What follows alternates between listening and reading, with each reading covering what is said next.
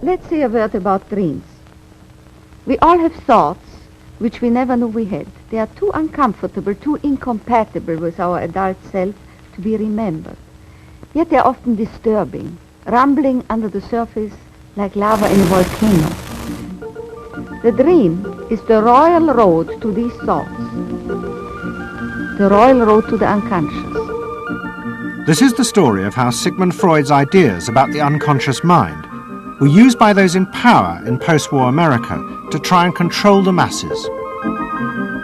Politicians and planners came to believe that Freud was right to suggest that hidden deep within all human beings were dangerous and irrational desires and fears. They were convinced that it was the unleashing of these instincts that had led to the barbarism of Nazi Germany. To stop it ever happening again, they set out to find ways to control this hidden enemy within the human mind.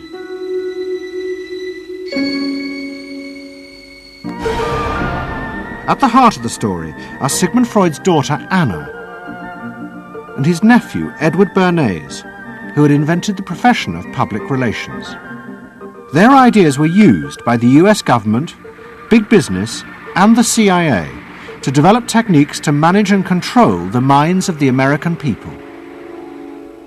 Those in power believed that the only way to make democracy work and create a stable society was to repress the savage barbarism that lurked just under the surface of normal American life.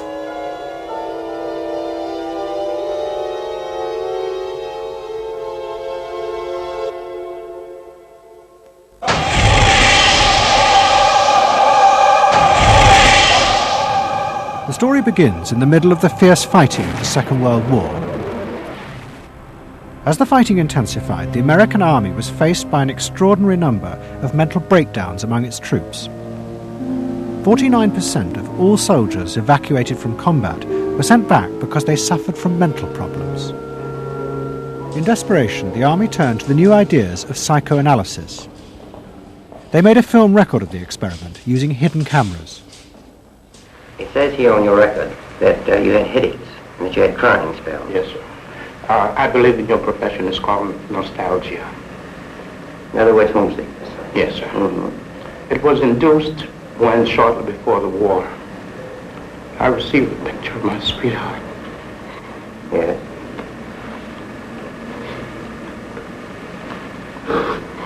Mm-hmm.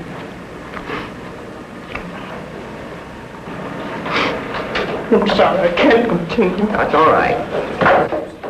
It was the first time that anyone had paid such attention to the feelings and anxieties of ordinary people. At the heart of the experiment were a number of refugee psychoanalysts from Central Europe. They worked with American psychiatrists to guide and shape the project. When I first came to America, I worked in the psychiatric service with soldiers trying to rehabilitate them. And I traveled in the train from the East Coast to the West Coast. I was enormously curious what goes on in all of those little towns that the train is passing. After my years in the army, I knew exactly what everybody was doing in the little towns. Because I saw so many people who came from there, and I understood their aspirations, their disappointments, and so forth. So it was as if somebody invited me to a privileged tour into the inner soul of America. I'm not doing this deliberately, so Of course please you're believe me. not. I do believe you.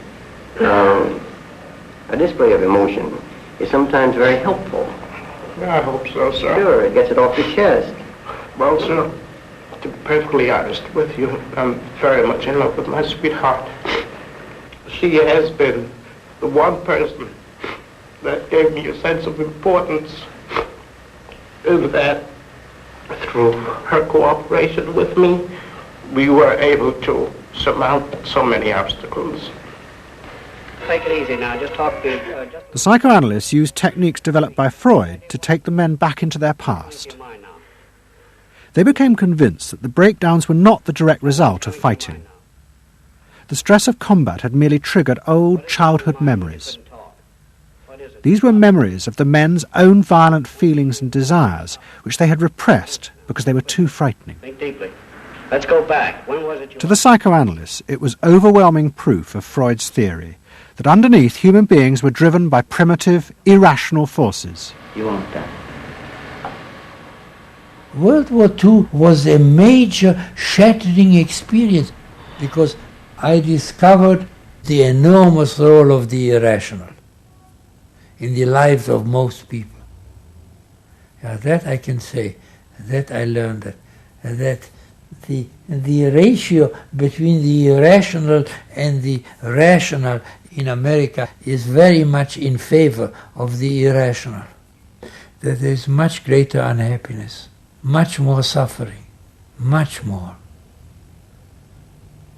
A sadder country than one would imagine it from the advertisements that you get. A much more problematic country. Victory in the Second World War was celebrated as a triumph of democracy. But in private, many policymakers were worried about the implications of the analysis of the soldiers. It seemed to show that underneath every American were irrational, violent drives. What had happened in Germany seemed to bear this out. The complicity of so many ordinary Germans in mass killings during the war showed just how easily these forces could break through and overwhelm democracy.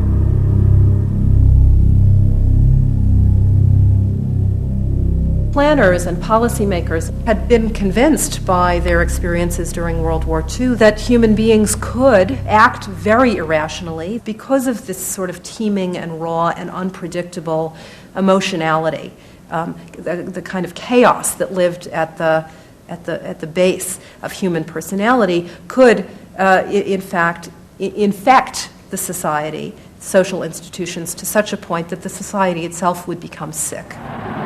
That's what they believe happened in Germany, in which the irrational, the anti-democratic, went wild. It was a vision of human nature as incredibly destructive, and they were terrified that Americans would in fact behave that way, or were capable of behaving that way, and they wanted to avoid a rerun of that. So what is needed is a human being that can internalize democratic values so that they are not shaken with the storm. And psychoanalysis carried in it the promise that it can be done. It opened up new vistas as to how the inner structure of the human being can be changed so that he becomes a more vital, free supporter and maintainer of democracy. The psychoanalysts were convinced they not only understood these dangerous forces, but they knew how to control them too. They would use their techniques to create democratic individuals, because democracy left to itself failed to do this.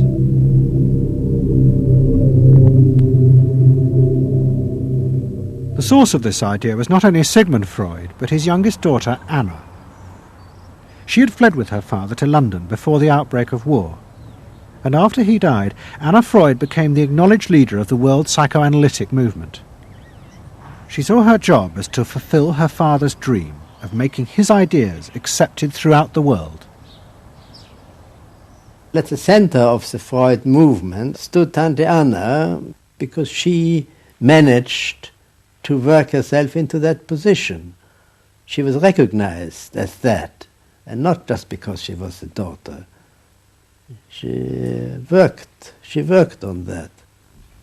She was rather forbidding. She was not, to me, a warm person, not an aunt you could kiss or put your arms around. Not at all. And her whole life rotated around the spreading of psychoanalysis. Freud himself had seen the role of psychoanalysis as allowing people to understand their unconscious drives. But Anna Freud believed it was possible to teach individuals how to control these inner forces. She had come to believe this through analysing children, above all the children of her close friend, Dorothy Burlingham. Dorothy Burlingham was an American millionairess who in the 1920s fled a failed marriage and brought her children to Anna Freud in Vienna.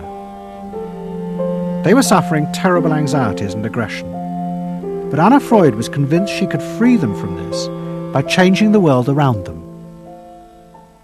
She thought that she could come in and into their environment, essentially, because they were children, you see. They didn't have independent lives of their own. She could go talk to the parents or the mother. She could go to the schools. She could influence their real world, the actual external world, to change their lives and to help them. And to change them as people? I think that was part of what her idea was, is that she felt that she could change them. From her analysis of the Burlingham children, Anna Freud developed a theory of how to control the inner drives. It was simple. You taught the children to conform to the rules of society. But this was more than just moral guidance. Anna Freud believed that if children like the Burlinghams strictly followed the rules of accepted social conduct, then as they grew up, the conscious part of their mind, what was called the ego, would be greatly strengthened in its struggle to control the unconscious. But if children did not conform, their ego would be weak, and they would be prey to the dangerous forces of the unconscious. In my father's case, they were concerned that he would be a homosexual. And so a lot of their efforts went into preventing or trying to stop my father from becoming a homosexual. Whether or not he would have or did, or it's unknown to me. Why did they want to stop him? Because they felt it was abnormal. It wasn't a normal way to develop. They wanted to have him develop along lines that society recognized to be normal. Because if they didn't, then you're going to be under the control of forces that you don't understand, that you're not even aware of. The analysis seemed to be a great success. And in the 30s, the Burlingham children had returned to America. They settled down to happy married lives in the suburbs. What they didn't realize was that their experience was about to become a template for a giant social experiment to control the inner mental life of the American population. In 1946, President Truman signed the National Mental Health Act. It had been born directly out of the wartime discoveries by psychoanalysts that millions of Americans who had been drafted suffered hidden anxieties and fears. The aim of the act was to deal with this invisible threat to society. Shocked by the appalling percentage of the emotionally unstable revealed by the World War II draft figures, Congress in 1946 passed the National Mental Health Act, which recognized for the first time that mental illness was a national problem. Keenly aware of the tremendous problems ahead is Dr. Robert H. Felix, director of the vast new project. A primary objective of the National Mental Health Program is to increase our fund of scientific knowledge about mental health and about mental illness. We're not doing this. Why? Because there are all too few skilled mental health workers. Two of the principal architects of the Act were the Menninger brothers, Carl and Will. Will had run the wartime psychotherapy experiments, and now he and his brother began to train hundreds of new psychiatrists. The Menningers were convinced that it would be possible to apply Anna Freud's ideas on a wide scale, and to adults as well as children. The psychiatrist's job would be to teach ordinary Americans how to control their unconscious drives. Psychoanalysis could be used to make a better society. They said psychoanalytic thinking could make for the betterment of society because you could change the way the mind functioned. And you could take the ways in which people did hurtful things to themselves and others and alter them by enlarging their understanding. And this was the vision psychoanalysis brought. That you could really change people. That you could really change people. And you could change them almost in limitless ways. In the late 40s, a vast project began in America to apply the ideas of psychoanalysis to the masses. Psychological guidance centres were set up in hundreds of towns. They were staffed by psychiatrists who believed it was their job to control the hidden forces inside the minds of millions of ordinary Americans. Yes, I need something done. I need some help. Did you have any particular teachers that you liked, any sort? I liked all my teachers except one, I remember. Well, what was the trouble with this one? I don't know, she just scared me most of the time. And holler at me and I'd run outside and vomit.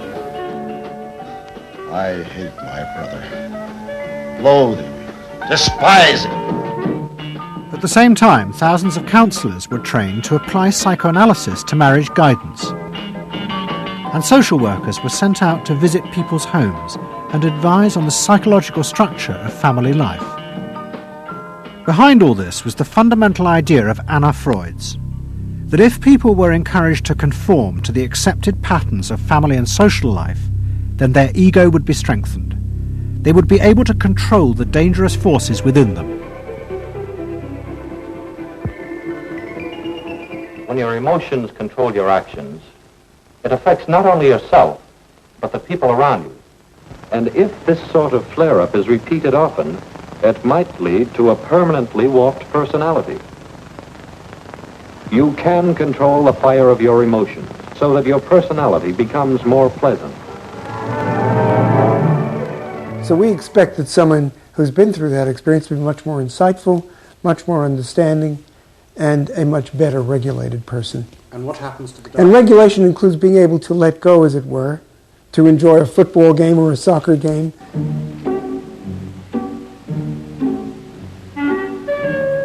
A more understanding, yes, rational, but also appropriately emotional person. The regulatory aspects of the human mind would really be in charge. Instead of being overwhelmed by our passions and by our darker impulses. That one would be master or mistress of one's own passions. They just felt that the road to happiness was in adapting to the external world in which they lived.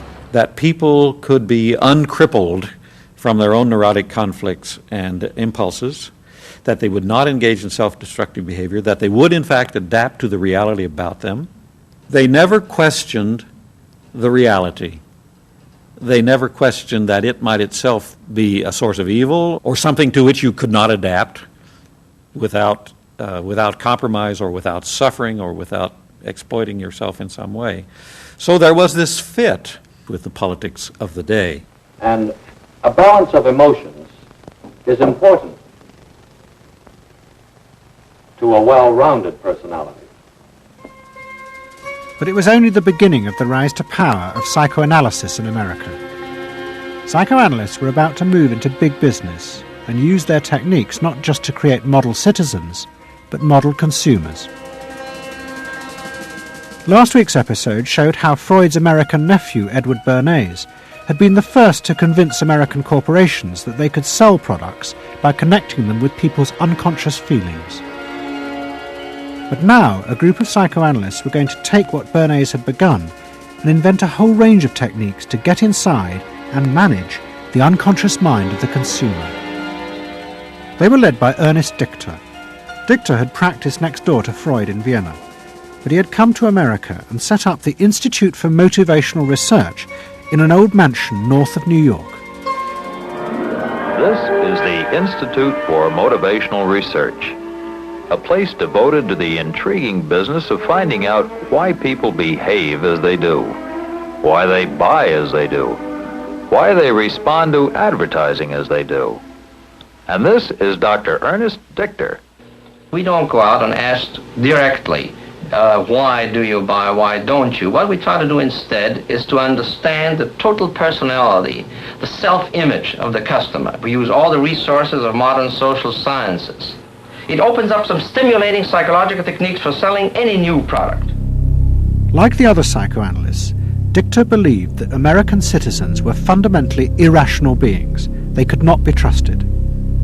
Their real reasons for buying products were rooted in unconscious desires and feelings. And Dichter wanted to find ways to uncover what he called the secret self of the American consumer. He was trying to get out of people's mind the unconscious motivations that they had for purchasing. These could be sexual, they could be psychological, they could be sociological, they could be a demand for status, a demand for recognition.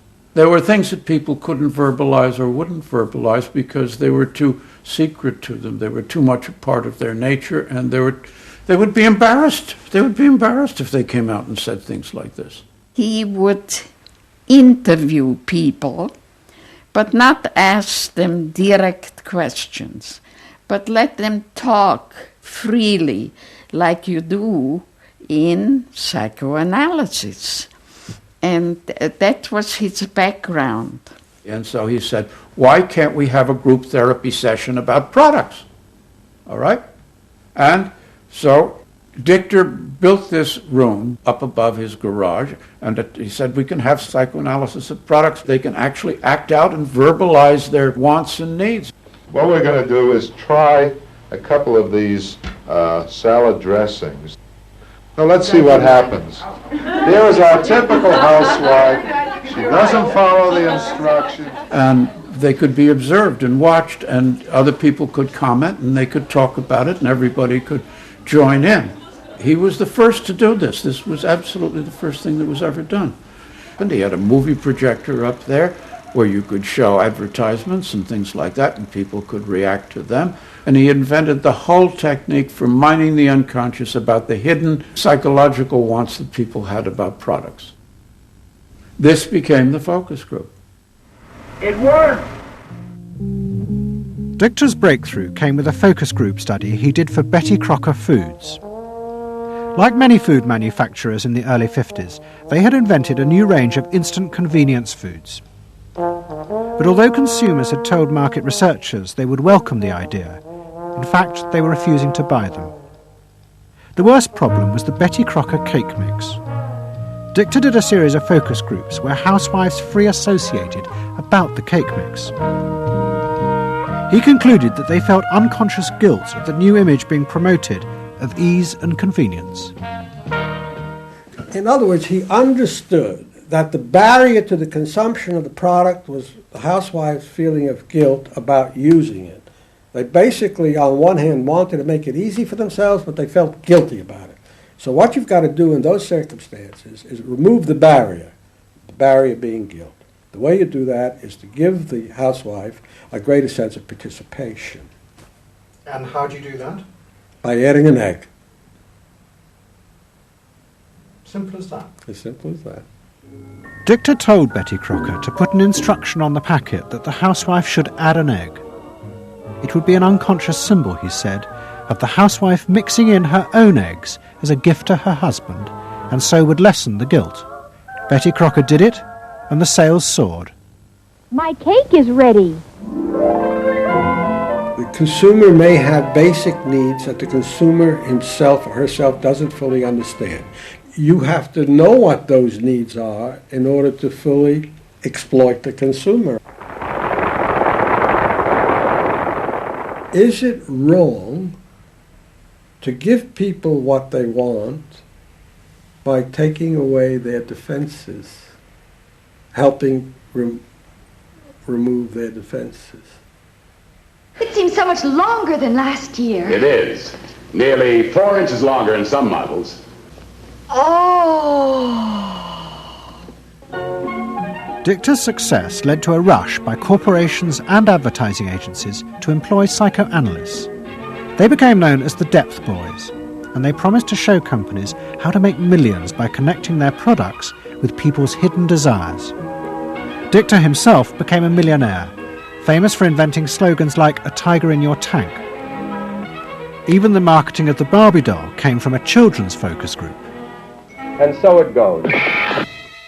But Dichter was convinced that this was far more than just selling. Like Anna Freud, he believed that the environment could be used to strengthen the human personality. And products had the power both to sate inner desires and give people a feeling of common identity with those around them. It was a strategy for creating a stable society. Dichter called it the strategy of desire. To understand a stable citizen, You have to know that modern man quite often tries to work off his frustrations by spending on self-gratification. Modern man is eternally ready to fill out his self-image by purchasing products which complement it. If you identify yourself with a product, it can have a therapeutic value. It improves your self-image, and you become a more secure person, and you have suddenly this confidence of going out in the world and doing what you want successfully. Berners believed that that would then improve the whole of our society and become the best society on this planet.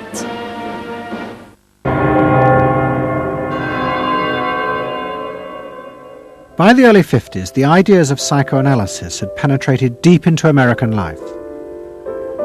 The psychoanalysts themselves became rich and powerful. Many had consulting rooms overlooking Central Park in New York. Politicians and famous writers like Arthur Miller and Tennessee Williams became their patients. They were seeking not just help, but to understand the hidden roots of human behavior. We were sought after. Washington was interested in what we think.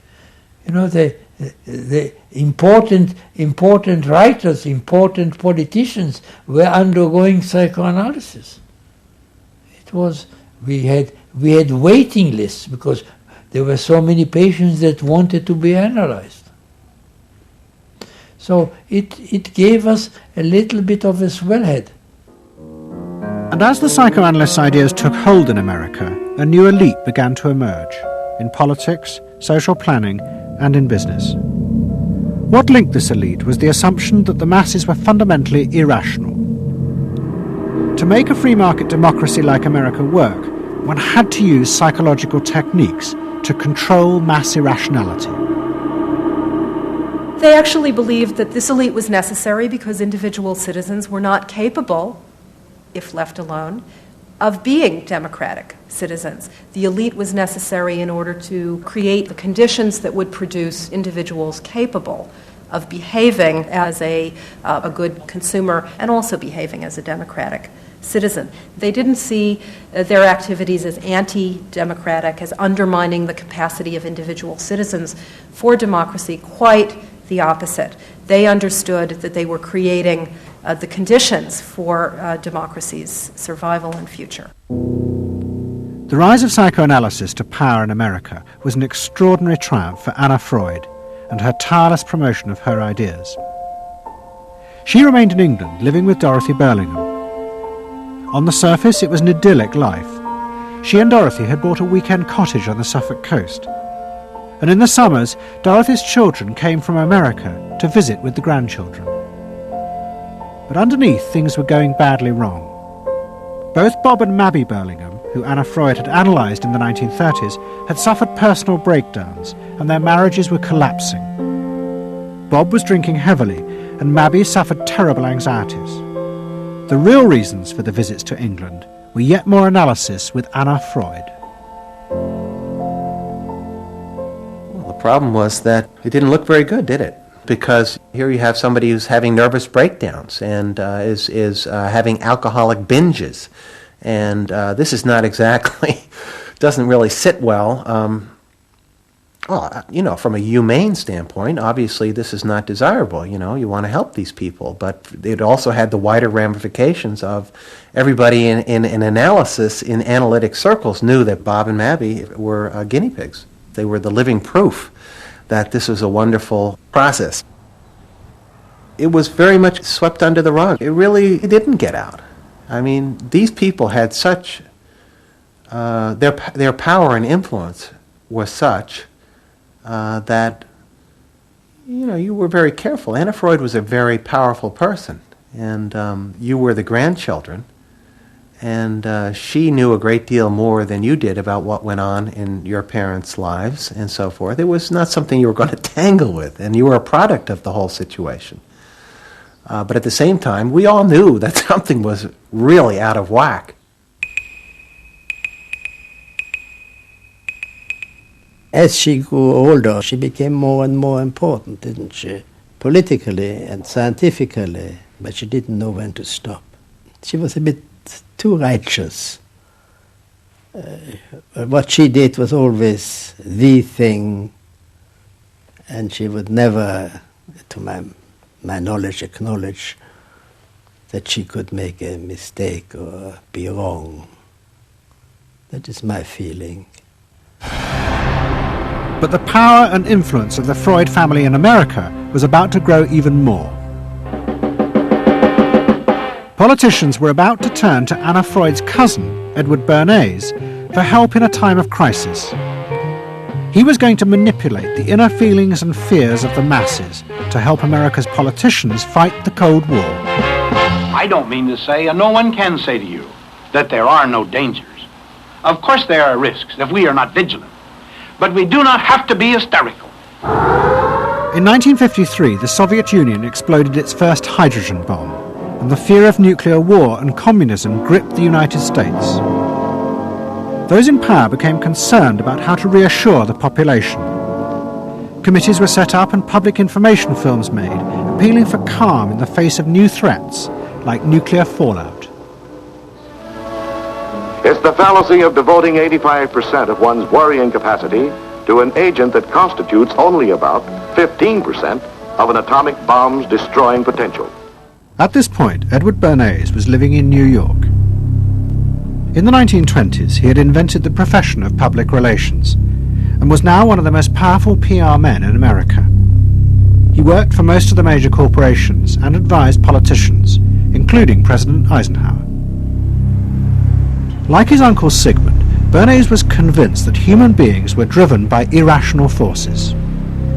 The only way to deal with the public was to connect with their unconscious desires and fears. Bernays argued that instead of trying to reduce people's fear of communism, one should actually encourage and manipulate the fear, but in such a way as it became a weapon in the Cold War.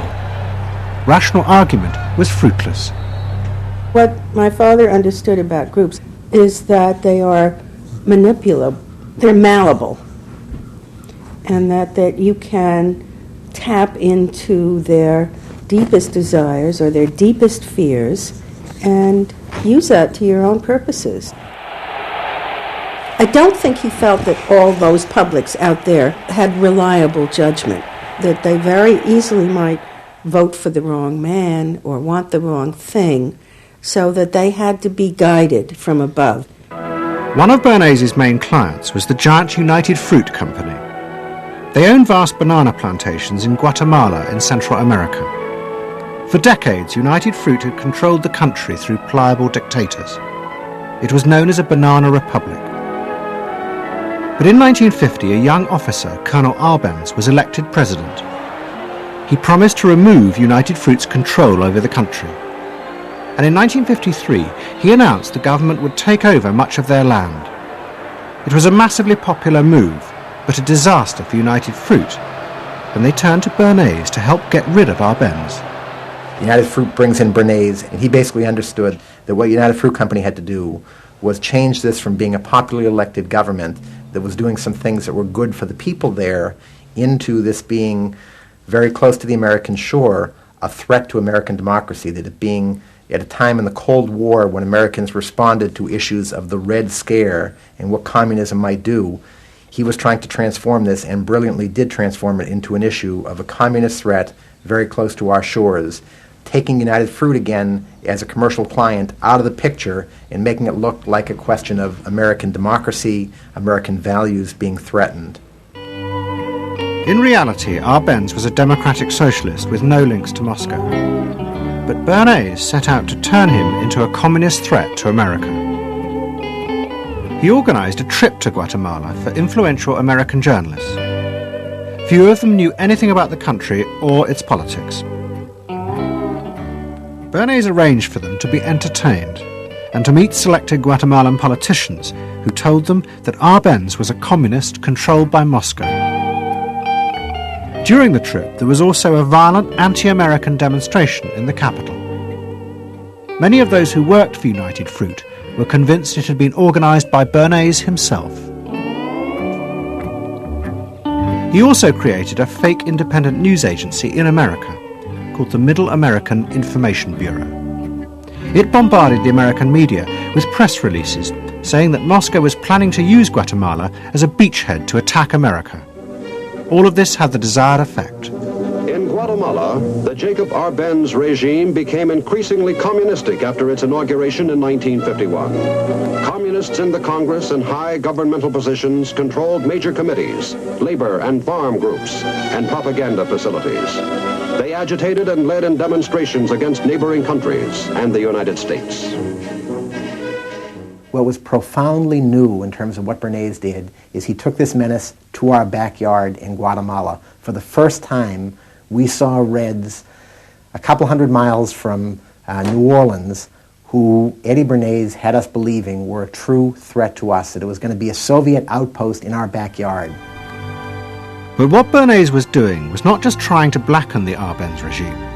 He was part of a secret plot. President Eisenhower had agreed that America should topple the Arbenz government, but secretly. The CIA were instructed to organize a coup. Working with the United Fruit Company, the CIA trained and armed a rebel army and found a new leader for the country called Colonel Armas. The CIA agent in charge was Howard Hunt, later one of the Watergate burglars. What we wanted to do was have a terror campaign to terrify Arbenz particularly, terrify his troops, much as the German Stuka bombers terrified the population of Holland, Belgium, and Poland at the onset of World War II, and just rendered everybody paralyzed. As planes flown by CIA pilots dropped bombs on Guatemala City, Edward Bernays carried on his propaganda campaign in the American press. He was preparing the American population to see this as the liberation of Guatemala by freedom fighters for democracy.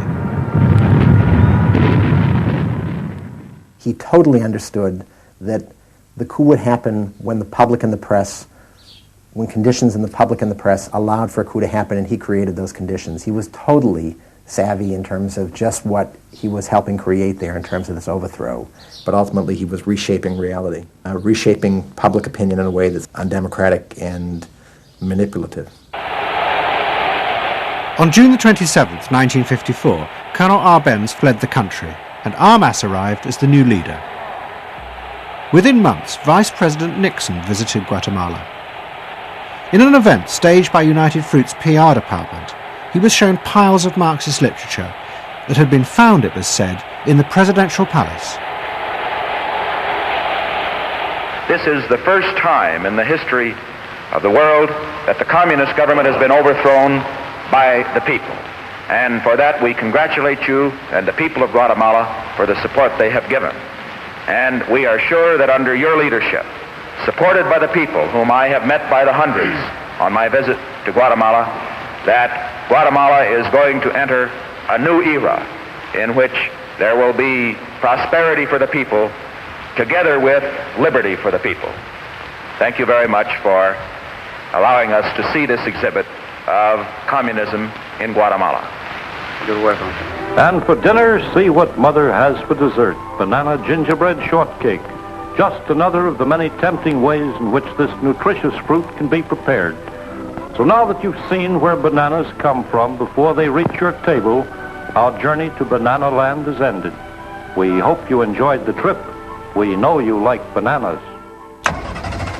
Bernays had manipulated the American people, but he had done so because he, like many others at the time, believed that the interests of business and the interests of America were indivisible, especially when faced with the threat of communism. But Bernays was convinced that to explain this rationally to the American people was impossible, because they were not rational. Instead, one had to touch on their inner fears and manipulate them in the interests of a higher truth. He called it the engineering of consent. He was doing it for the American way of life, and to which he was devoted, sincerely devoted. And yet he felt the people were really pretty stupid. And that's the paradox. If you don't leave it up to the people themselves, but force them to choose what you want them to choose, however subtly, then it's not democracy anymore. It's something else. It's being told what to do. It's that old authoritarian thing. But the idea that it was necessary to manipulate the inner feelings of the American population in the interests of fighting the Cold War now began to take root in Washington. Above all, in the CIA, who were going to take it much further. They were concerned that the Soviets were experimenting with psychological methods to actually alter the memories and feelings of people, the aim being to produce more controllable citizens. It was known as brainwashing. Psychologists in the CIA were convinced that this really might be possible, and that they should try to do it themselves. The image of the human being that was being built up at that particular time was that there was a great deal of vulnerability in every human being, and that vulnerability could be manipulated to program somebody to be something that I wanted them to be, and they didn't want to be. That you could manipulate people in such a way that they could be automatons, if you will, for whatever your own purposes were. This was the image that people thought was possible. In the late 50s, the CIA poured millions of dollars into the psychology departments of universities across America. They were secretly funding experiments on how to alter and control the inner drives of human beings. The most notorious of these experiments was run by the head of the American Psychiatric Association, Dr. Ewen Cameron. Like many psychiatrists at that time, Cameron was convinced that inside human beings were dangerous forces which threatened society. But he believed that it was possible not just to control these forces, but actually remove them.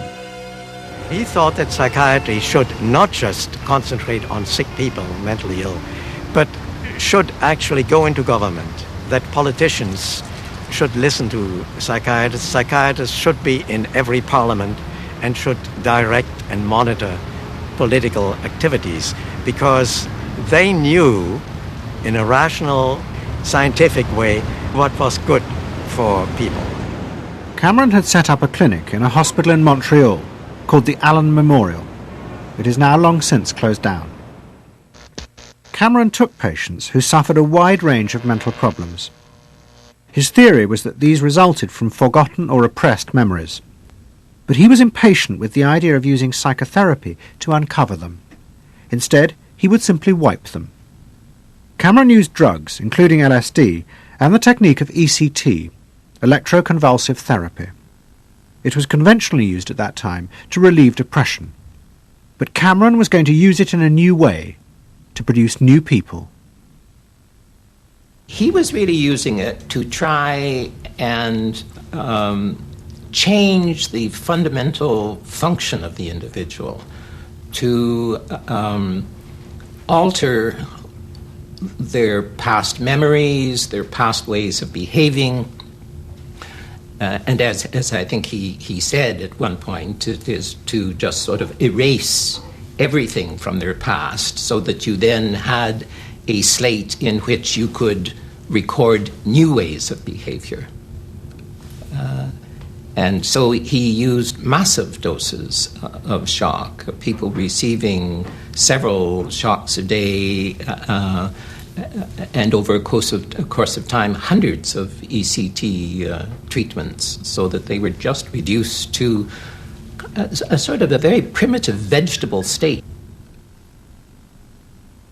I don't remember what happened to me. I was introduced to Dr. Cameron, and I don't remember Dr. Cameron at all. I don't remember any of that. They shipped me up to what they called the sleep room, and they gave me all of these electroconvulsive shock treatments and megadoses of drugs and LSD and all of that, and I have no memory of any of that. Nothing of that time at the Allen Memorial or any of my life previous to that. All gone. Wiped. And then, having depatterned somebody or brought them down to where basically nothing but the essential functions of the body were going on in terms of breathing and things of this nature.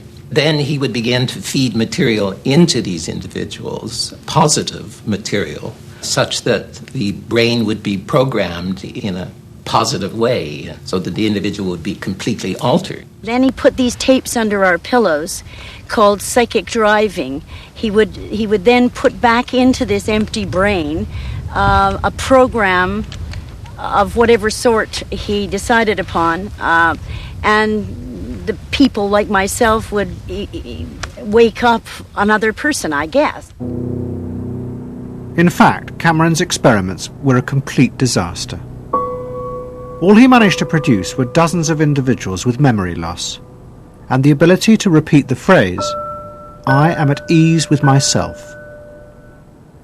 And it was not an isolated case. Almost all the experiments the CIA funded were equally unsuccessful.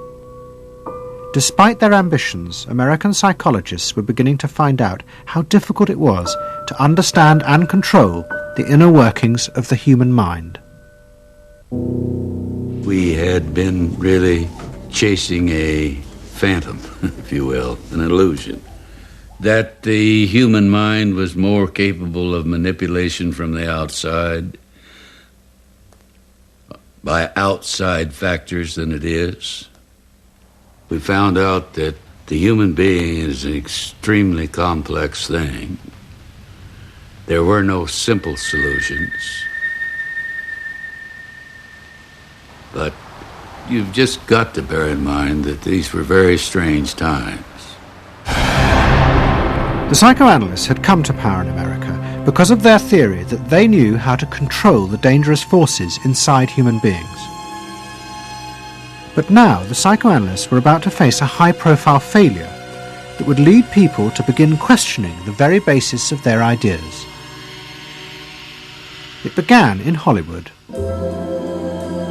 The film industry had become fascinated by psychoanalysis, and Anna Freud was a powerful influence on dozens of analysts in Los Angeles.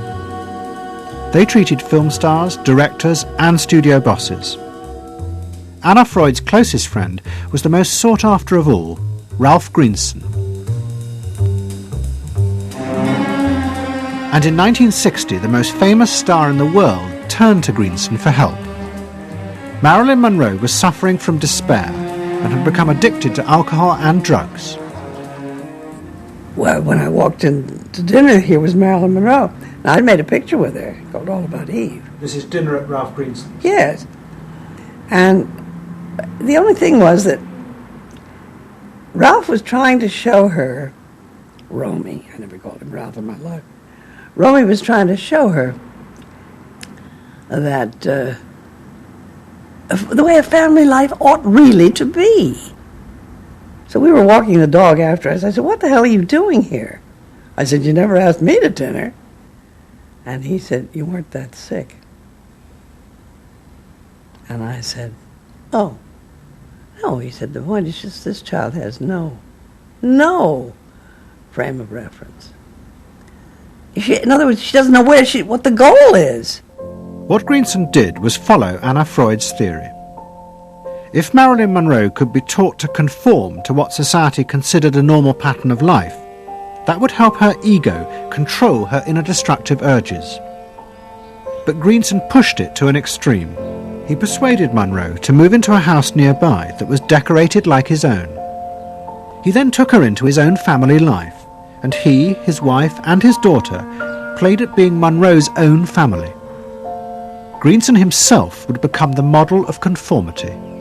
And so this, someone whom she regarded as important and whom she idealized, if he turned out to be a very gratifying father figure, her ego would benefit from that. That was the theory. His wife and children, everyone was involved in it. They were strengthening the person. They were strengthening the mind. They were strengthening the agent that controls inner life against adversity, against insufficiency, against too much frustration. So that Marilyn Monroe would no longer be a helpless person looking for love. She'd have enough love. But despite all his efforts, Greenson was unable to help Marilyn Monroe. On August the 5th, 1962, she committed suicide in her house.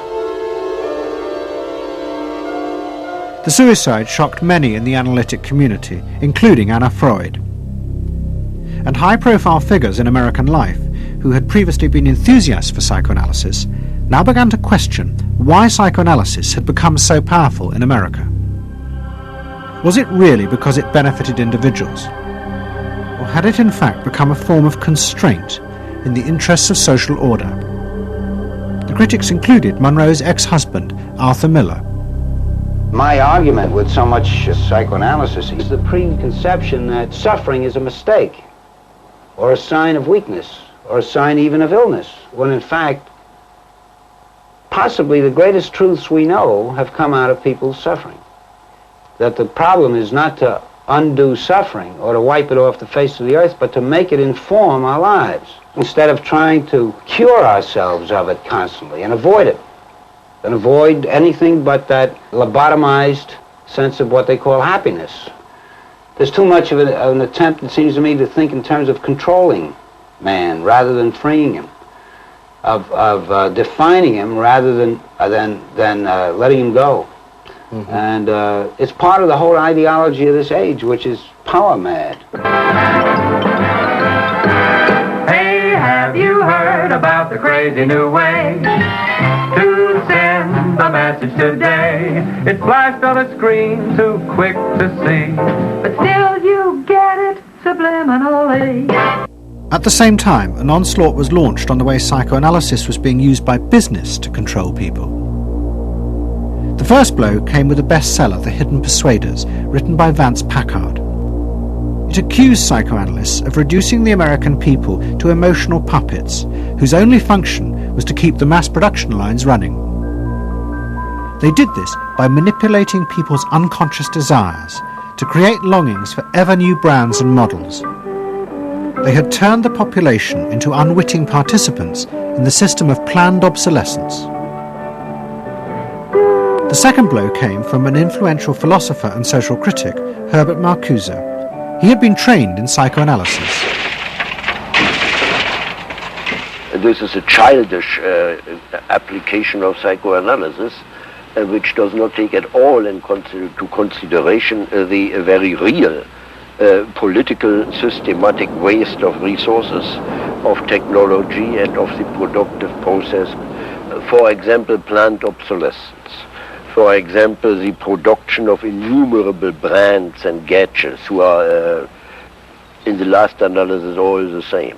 The production of innumerable different marks of automobiles.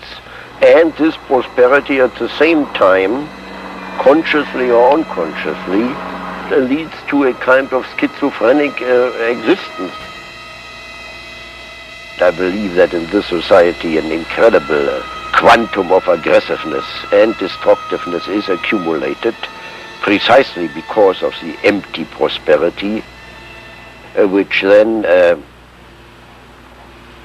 simply erupts.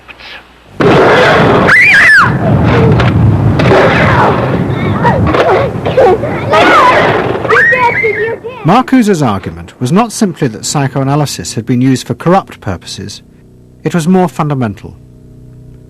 Marcuse said that the very idea that you needed to control people was wrong. Human beings did have inner emotional drives, but they were not inherently violent or evil. It was society that made these drives dangerous by repressing and distorting them. Anna Freud and her followers had increased that repression by trying to make people conform to society. In so doing, they made people more dangerous, not less. Marcuse challenged that social world, and he said that's a world that should not be adapted to.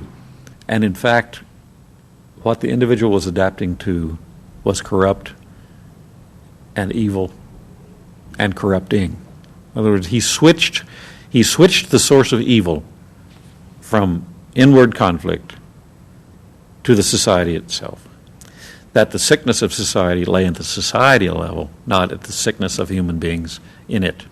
And if people did not challenge that, then they were, in fact, submitting to evil. Modern psychology has a word that is probably used more than any other word in psychology. It is the word maladjusted. It is the ringing cry of modern child psychology, maladjusted. Now, of course, we all want to live the well-adjusted life in order to avoid neurotic and schizophrenic personalities. But as I move toward my conclusion, I would like to say to you today, in a very honest manner, that there are some things in our society and some things in our world for which I'm proud to be maladjusted. And I call upon all men of goodwill to be maladjusted to these things until the good society is realized. I must honestly say to you that I never intend to adjust myself to racial segregation and discrimination. I never intend to adjust myself to religious bigotry. I never intend to adjust myself to economic conditions that will take necessities from the many to give luxuries to the few and leave millions of God's children smothering in an airtight cage of poverty in the midst of an affluent society. The political influence of the Freudian psychoanalysts was over. Instead, they were now accused of having helped to create a repressive form of social control.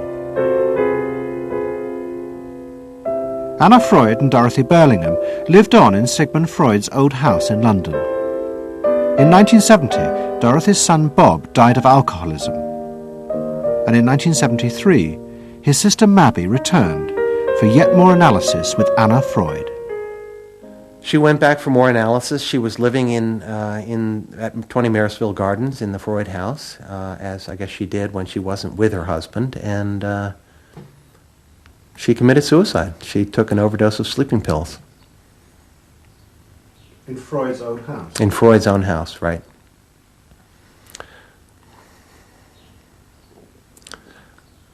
So, I mean, the obvious, there are a lot of implications that one can draw from that, and I just think she happened to reach the end of the rope there.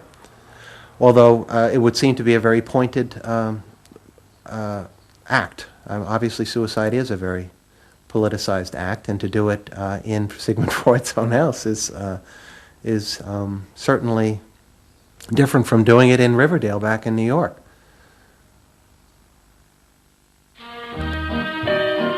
Next week's episode will tell the story of the rise to power of the enemies of the Freud family. They believed that the way to build a better society was to let the self free. But what they didn't realize was that this idea of liberation would provide business and politics with yet another way to control the self, by feeding its infinite desires. To be lonesome, you know not what it means to be blue. Someday you'll realize and pay for all those lies, then you'll know what it means to be blue.